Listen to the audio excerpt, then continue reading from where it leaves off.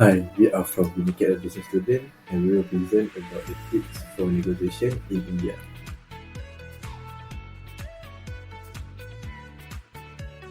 My name is Arif.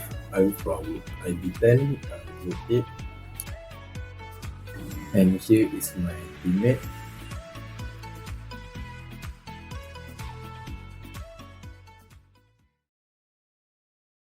So I will present about negotiation process in India. So they have a 3 point negotiation process in India. So the first point is initial contact and meeting. It is highly advantageous to find and work with a local intermediary before beginning business discussion in India, especially if you represent a small business.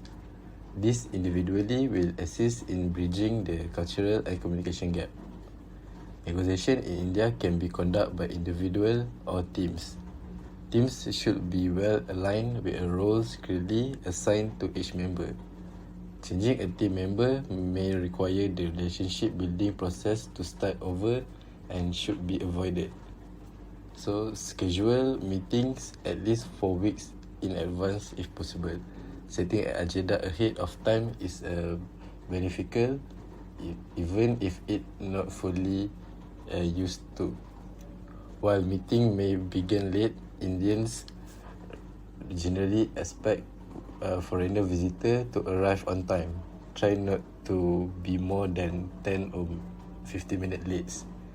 It is preferable to arrive on time, as Indians are often impressed by a punctuality. So for point number 2 is sharing information. Before entering the bargaining phase of discussion, Indian negotiator will first spend some time gathering information and debating various aspects.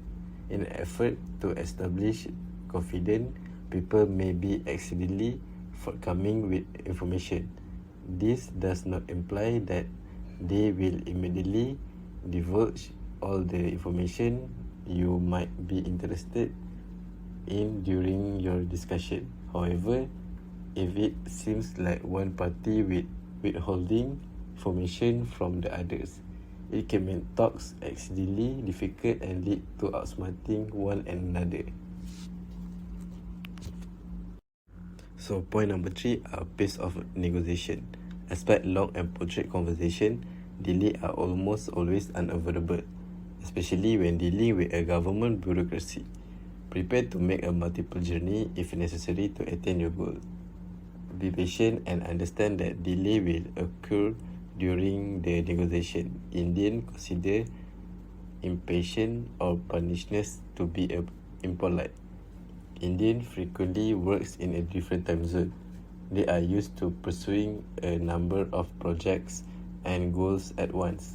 When negotiating, they typically take a holistic approach and may flip between topics rather than addressing each one individually. In any case, keep your temper in check if you see this behavior. Instead, keep track of negotiation process and highlight point where there is already agreement frequently. So that's all from me. I will pass to next presenter. Hello everyone, my name is Chelsea and I'm going to talk about the bargaining behavior in India. Here are 4 aspects of the Indian negotiation style we need to know. The first one is relationships rule. Relationships are an essential part of Indian culture. When negotiating a contract, your Indian counterparts will also be assessing whether you are someone they can trust and respect. If they do not receive the necessary assurance in this respect, then negotiations are likely to either stall or be less fruitful. As such, it is essential that you take the time to build positive relationships with your Indian counterparts. Make it clear that you value your relationship over the business relationship and invest time taking your counterparts to lunch, dinner, or out for coffee. Avoid talking about business during these meetings and instead spend the time finding out more about your counterparts. For example, ask about their favorite sports, the cricket team they follow, the part of India that they grew up in or now live in, countries they've traveled to, potential expenses of visiting your home country. If a dispute arises during negotiations, then continue to show warmth and to demonstrate your commitment to a positive relationship. Discuss this in a positive manner and look for win-win solutions. Become aggressive or trying to push your agenda risks jeopardizing your relationship and limiting the success of your outcomes. The second one is long-termism. Indian business culture tends to focus on the long term, and as such, your counterparts are likely to be looking at whether you are someone that can be trusted in the long term. The same emphasis will also be placed on the contract or sale. Since the long-term focus tends to be an important part of the culture, we suggest that you identify and highlight potential long-term benefits when preparing your negotiation approach. Hierarchy is very important in Indian culture. Always pay attention to who is sat where at the negotiation table, as this can give you an idea of level of seniority and therefore responsibility. The third one is polychronic versus monochronic. Be aware that Indian culture tends to be polychronic versus monochronic. As such, don't expect events to follow a prescriptive agenda or for conversations to happen in a linear fashion. Conversations tend to be circular, and your Indian counterparts may well jump between topics or revisit topics that you had considered close. It's really important that you don't become frustrated and that you relax and go with the flow. This is the way in which Indian culture works, and although description may sometimes be used as a negotiation ploy, they are generally not approaching proceeding in this way to annoy you. Showing frustration will cause you to lose face and present yourself as someone that might be difficult to work with in the long term. The last one is attitudinal bargaining approach. Since Indian culture is relationship-focused, Indian negotiator may well use attitudinal bargaining to encourage you to change your approach. Using emotional tactics by trying to make someone change their approach through guilt or by highlighting the relationship is something that you should be aware of. Stay firm, respectful, and friendly, but don't allow this approach to manipulate your position. Hello there, my name is Sari Iran, and now I'm going to explain how people in India make decisions during negotiation. The decision making in India is dominated by the hierarchical system. Therefore, in India, the final decision is made by the person at the highest level of the hierarchy. Therefore, unless the decision maker is a member of opposing negotiation team, we should not expect quick results. This is due to the fact that the decision must be approved by the highest authority. To make it clear, in the Indian culture, once the person words to whom responsibility has been delegated is final, and it is no longer negotiable. If you do not make this clear, Indians will always expect the boss to intervene later on. Moreover, in the nation of India, it is also worth noting that their culture tends to be rooted in spiritual values.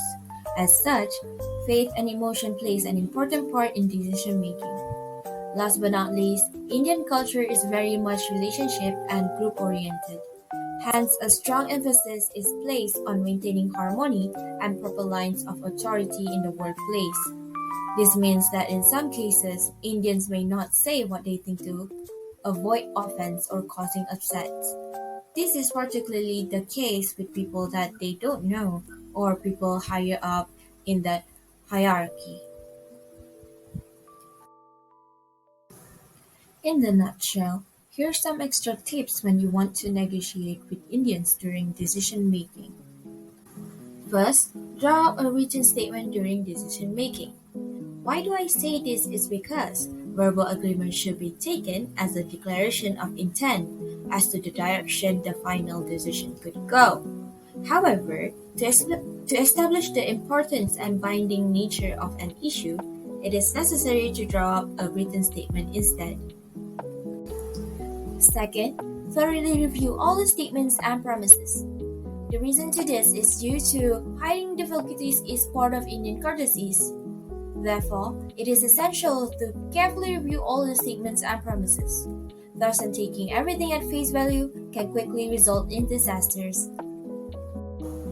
Lastly, take notes on conversation during sealing deals. The custom of sealing something with a handshake and saying, "My word is good," is not common in Indian cultures. You should therefore always take notes on conversation. If important interim goals have been achieved, have them recorded in a Memorandum of Understanding (MOU). Communication styles.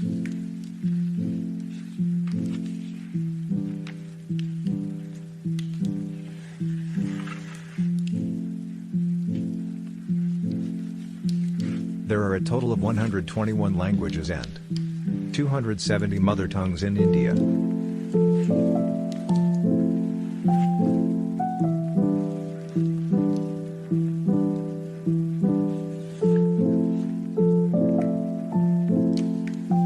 Almost all Indians are very expressive with their face and their body language.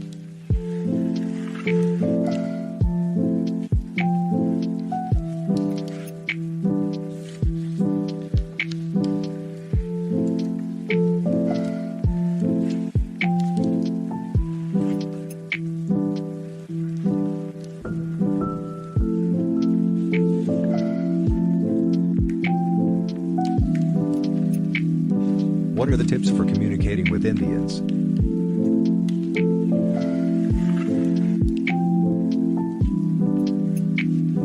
We should talk about what happens if we succeed. Because they tend to believe in the possibility of success rather than risk.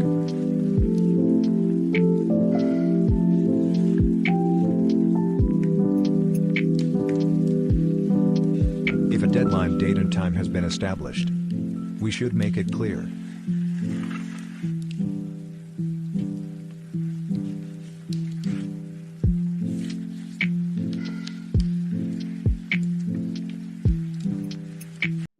Moving on to conflict management in India. So first of all, I would like to talk about the attitude towards conflict in the Indian companies. So first of all, it needs to be said that the Indians in general have a very positive attitude towards the conflicts.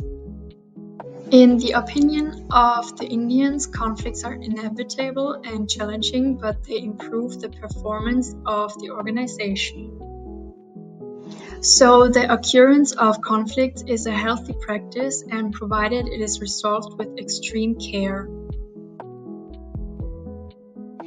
A positive attitude towards conflicts is a very important step to manage them in a constructive way. Conflicts are instrumental for the quality of decision-making, understanding others' perspectives, team building, and enhancing the team performance. The next part is about facilitating the conditions which impact conflicts. An open communication norm inside of the company and also open discussions will resolve the conflicts. The second condition which has an impact on conflicts is that individuals will engage in constructive behavior if they feel that team members are taking open discussion of the conflict issues seriously and approaching it properly.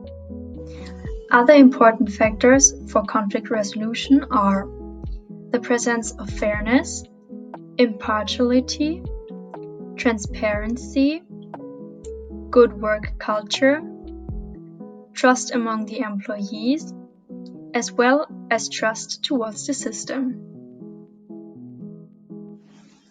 If it is necessary, an efficient conflict solver should also be available at any time. It is also important that training on conflicts and conflict resolution should be conducted on a regular basis. In the next part, we will learn more about the skills which are needed to reduce conflicts. Empathy, efficacy, and understanding are needed capabilities to reduce conflicts. The Indians believe that good communication skills and effective team management reduce the severity level of conflicts. Other important skills in the opinion of Indians are credit recognition, good listening skills, mutual cooperation, and impartial attitude. Employees at all levels of the hierarchy should develop these skills to improve the company. In the next part, I would like to talk about the responses to conflicts. The top goal is to achieve a win-win scenario which everybody can deal with. Another idea would be to use integrating style. The term integrating style refers to the active resolution of a conflict with the intention of building a constructive relationship with both parties to the conflict. In general, the Indians believe that it is better to solve conflict instead of avoiding it as a whole. The last part of conflict management is the source of the conflict. It needs to be said that there can be many reasons why conflicts arises within a company. The main reasons are diverse in workforce, partiality, lack of appreciation, differences in opinions, selfishness, and role conflicts. That's all about conflict management in India. To conclude this video presentation, the major key of successful negotiation in India is to invest time in building relationship and trust. When preparing your negotiation bid, draw on both elements of faith and incorporate them into the more empirical and factual materials. Don't cause people to lose face. Be firm but friendly at all times. Try to recenter the negotiation if you feel it is going off topic or if tactics are being used. And lastly, avoid high-pressure negotiation tactics. This is due to it can and will backfire. I think that is all for us. Thank you for watching.